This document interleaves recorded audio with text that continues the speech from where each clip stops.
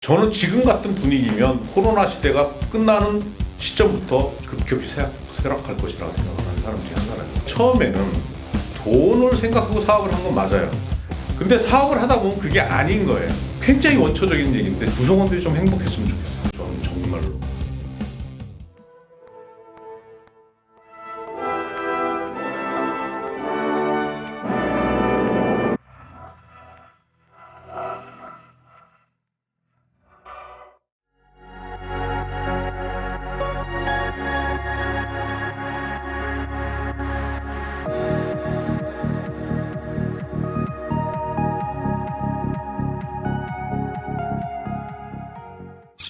지금 에코가 한국에서 대표님이 보시는 성장 목표는 지금 이루신 거예요? 아니면 앞으로 더 크다고 생각하세요? 지금 되게 묘한 시점이에요. 제가 왜 묘한 시점이라는 걸 알려드릴게요. 저는 어떻게 봤냐면 한국 골프 시장은 올해 위축이 시작되는 첫 번째 해라고 생각을 했어요. 왜 그러냐면 우리 한국의 골퍼는 가장 많은 인구를 가지고 있는 인구가 어디냐면 35세에서 55세예요. 그래서 저는 이 누계 인구를 계속 더해서 그 트렌드 추이를 보면 이제 올해부터 매해 2% 내지 3% 정도 떨어지는 해였어요. 그런데 이게 코로나가 딱 터진 거예요. 코로나가 터지면서 지금 이제 골프 제2의 붐이 시작된 건 확실해요. 근데 착각하지 말아야 되는 거죠. 이 시장이 얼마나 지속될 것인가에 대해서는 저는 지금 같은 분위기면 코로나 시대가 끝나는 시점부터 저는 한국 골프 시장은 급격히 쇠락할 것이라고 생각하는 사람 중에 하나예요. 물론 지금 코로나 시대에 젊은 친구들이 급속히 유입된 건 사실이에요. 그러면 그 유입된 사람들의 특성을 보자고요. 그럼 그 세대들이 20대에서 30대인데 20대, 30대들이 지금 결혼하지 않고 오히려 자기 자신에게 더 삶에 더 충실하기 위해서 그 중에 하나가 골프를 선택했다고 생각해요. 근데 골프를 선택한 이유 중에 크게는 SNS의 영향이 굉장히 커요.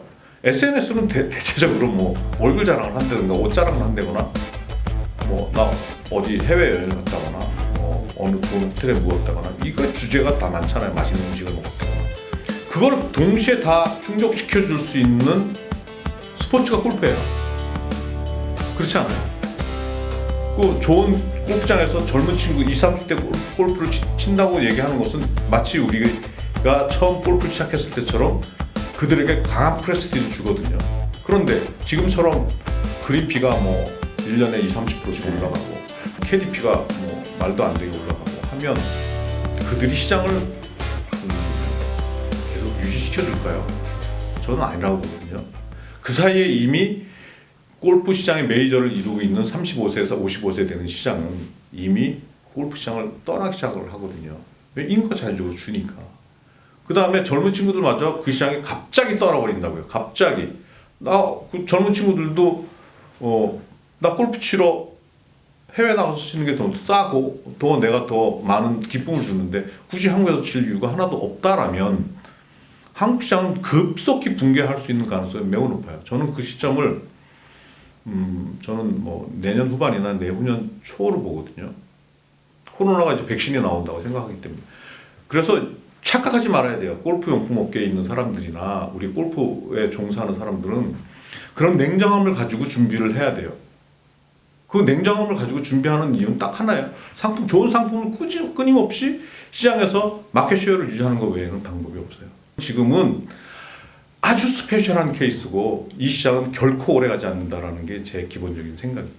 그러니까 이런 예를 들면 브랜드 라이센스를 사와서 한국에서 비즈니스를 하고 싶어하고 이런 쪽으로 관심이 있는 젊은 친구들이 분명히 있을 거예요. 많죠. 예. 그러니까 그 친구들한테 도움이 되는 얘기를 좀 해주신다면? 그거 굉장히 어려운 얘기예요. 왜냐면 사업이라는 걸 생각할 때 자꾸 돈만 생각을 하는데 저도 사업을 이제 2004년부터 시작해서 지금까지 오는 동안에 처음에는 돈을 생각하고 사업을 한 건 맞아요. 근데 사업을 하다 보면 그게 아닌 거예요.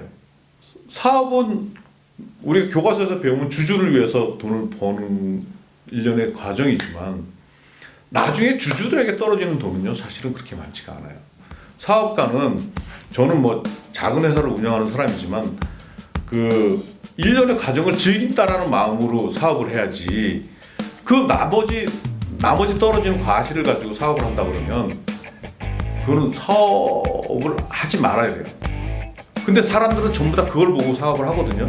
그래서 젊은 사람들이 사업을 할 때는 첫 번째는 저는 어떤 성취감? 그것을 해낸다라는 어떤 의욕이 있어야지 사업을 하게 되는 거예요. 그리고 사업하는 과정을 즐겨야 돼요. 근데 그 중에 하나가 뭐냐면 상품인 거예요.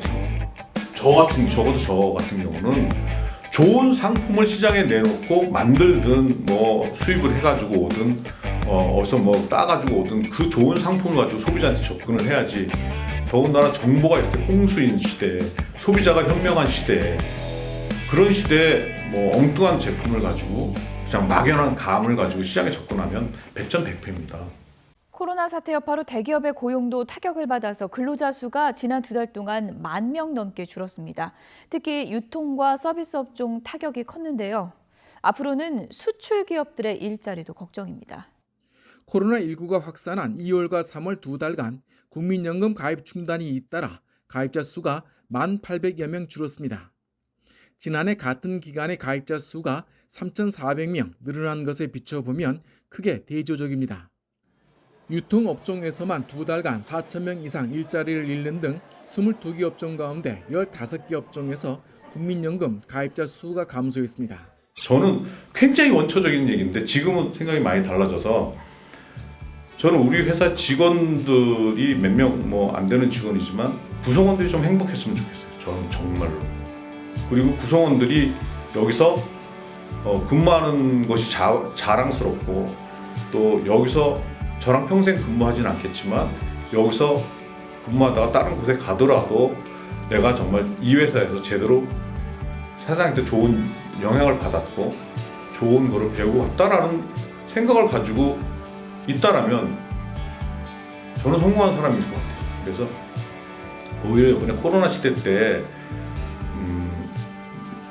처음에 제가 직원들 딱 모아놓고 한 첫 번째 말이 뭐였냐면 어떤 상황에서든지 나는 구조조정을 하겠다. 나가 먼저 얘기를 했어요. 제일 먼저 직원들 다 모아놓고 위기가 오는 거 없다. 근데 나는 경험이 있다. IMF도 겪어봤고 리먼 브라더 사건도 겪어봤고 새로운 뭔가 큰 파도가 몰려오는 게 느끼는데 이것이 어떻게 갈지는 나도 모르겠다.